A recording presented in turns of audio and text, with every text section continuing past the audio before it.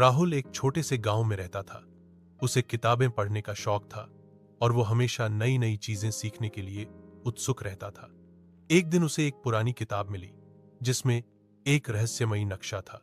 राहुल ने नक्शे को ध्यान से देखा। उस पर एक पेड़, नदी और पहाड़ी का चित्र बना था। उसने अपने सबसे अच्छे दोस्त अनिल को बुलाया और पूरा प्लान बताया। दोनों ने एक बैग में टॉर्च, पानी और कुछ बिस्किट रखे। वे सुबह सवेरे घर से निकल पड़े। रास्ते में कई मुश्किलें आईं, कंटीली झाड़ियां, फिसलन भरे पत्थर और गर्म धूप, लेकिन दोनों डटे रहे। जब वे नदी के पास पहुंचे तो वहां एक पुराना टूटा हुआ पुल मिला। अनिल ने डरते हुए पूछा, अब क्या करें? राहुल मुस्कुराया और बोला, डर नहीं, दोस्ती साथ है, चलो आगे बढ़ते हैं। राहुल और अनिल ने हिम्मत दिखाई और धीरे धीरे पुल पार किया। सामने एक बड़ी पहाड़ी थी, ठीक वैसी ही जैसी नक्शे में थी। पहाड़ी की चोटी पर एक पुराना पेड़ दिखा। वे दौड़ते हुए वहां पहुंचे और पेड़ के नीचे खुदाई शुरू की। थोड़ी ही देर में एक लोहे का छोटा संदूक मिला। दोनों की आंखें चमक उठीं। संदूक में पुराने सिक्के, एक डायरी और कुछ तस्वीरें थीं। डायरी में लिखा था, जो ज्ञान खोजे वही असली खजाना पाए। राहुल समझ गया, असली खजाना दौलत नहीं, अनुभव और ज्ञान था। दोनों खुशी खुशी घर लौट आए।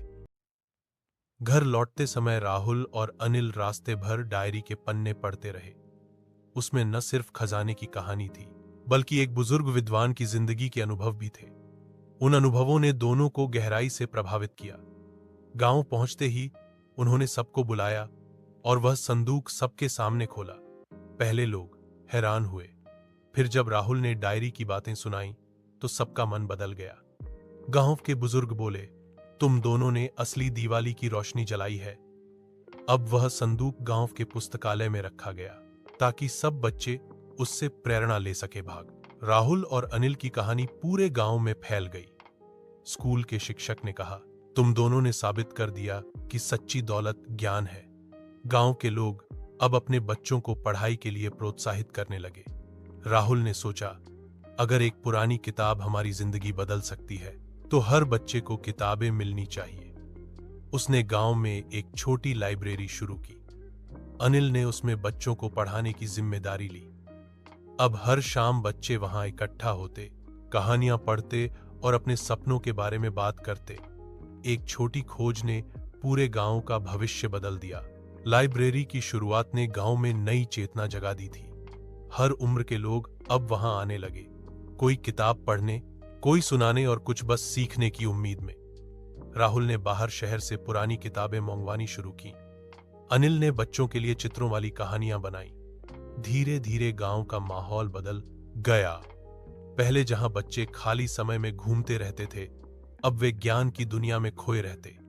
गांव के सरपंच ने कहा, राहुल और अनिल ने जो किया है वो असली बदलाव है। अब लोग दिवाली की रोशनी में शिक्षा की चमक भी देखने लगे थे। तो गाइस, वीडियो बनाने का टॉपिक हमारा यही था कि पुरानी चीजों से हमें कुछ सीख लेनी चाहिए और उसका सही उपयोग करना चाहिए।